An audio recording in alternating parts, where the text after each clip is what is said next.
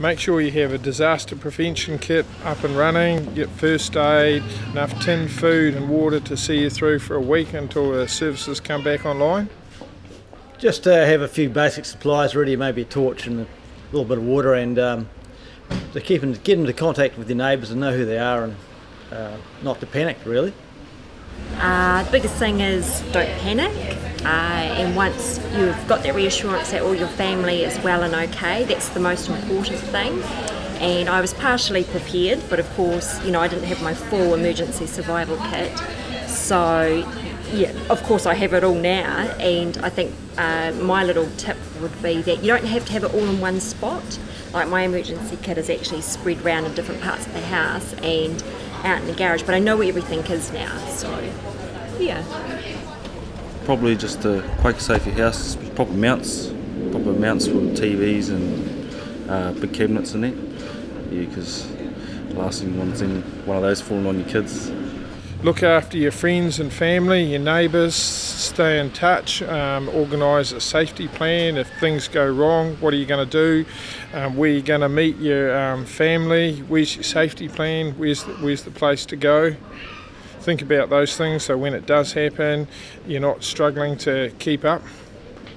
I guess on a government level, I think keeping counselling groups going much longer would have been a great thing to do. Because really the main issues for people stress-wise are hitting people really now. We've coped for 3 years, the stress is still there, and people can only handle that stress for so long before it gets too much. Well, by talking about it normalises it, and being open and not sort of hiding it under the carpet, sweeping it under the carpet, and having conversations, keeping dialogue going.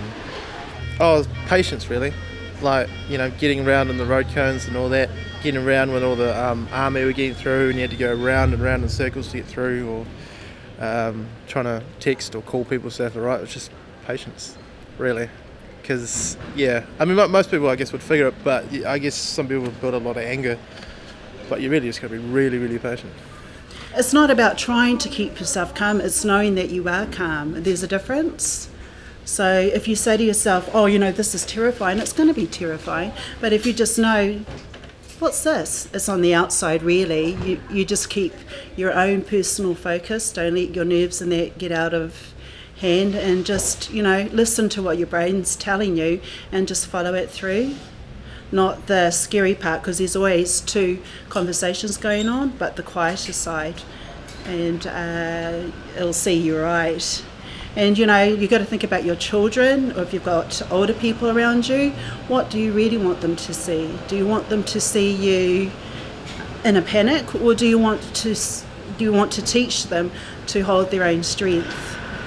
And so that's what you'd like to teach or show other people, and it changes everything.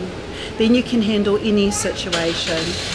I had to hitchhike at some point to get back to my car, and people were very understanding. This is about 3 or 4 days after the earthquake.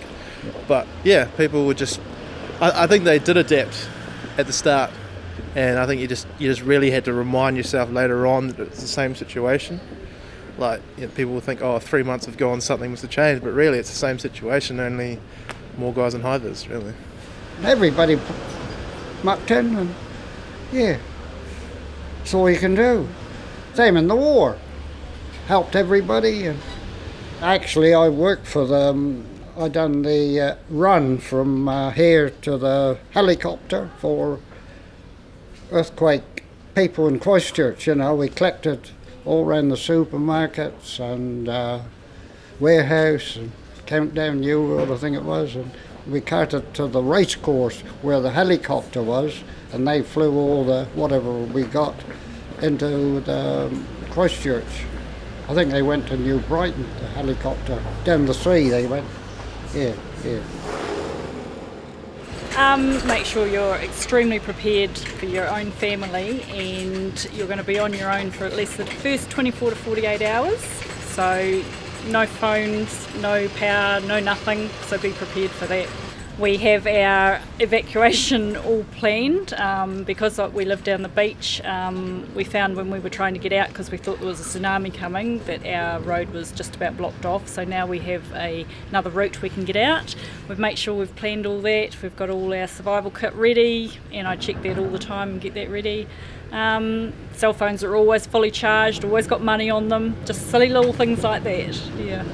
Just make sure you've got a emergency plan sort of set up, mainly for your family and your loved ones. It's the first thing you think about when a tragedy like that happens is your loved ones. So if you can set up an emergency plan, awesome.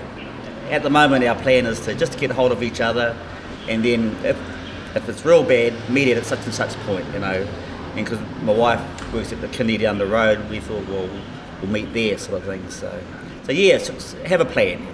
Look in the pages of your phone book for it, because most people have got a phone book there, and get some water away first. Then get to the shop that might be closed next, and or your bank for some cash. Our biggest problem in Kaiapoi was not being able to cross the bridge for months, and that's where my bank was. And I don't like using the general store for a bank. The good thing that came on this side of the bridge was a local inland businessman brought his water tanker here into our car park, because they only put water on the other side of the bridge which we couldn't cross. So whoever that man was who sent his staff and his water tanker here, a lot of us were pretty pleased with them. Just mainly to be prepared with food, water, candles, batteries, that sort of thing that you need to survive, and find shelter if your place is damaged, and have to get out immediately. When the earthquakes did happen, everybody was all ready to jump in and help each other, which is the main thing. I think looking after your neighbours or anybody in the street, I've got to go, it's enough.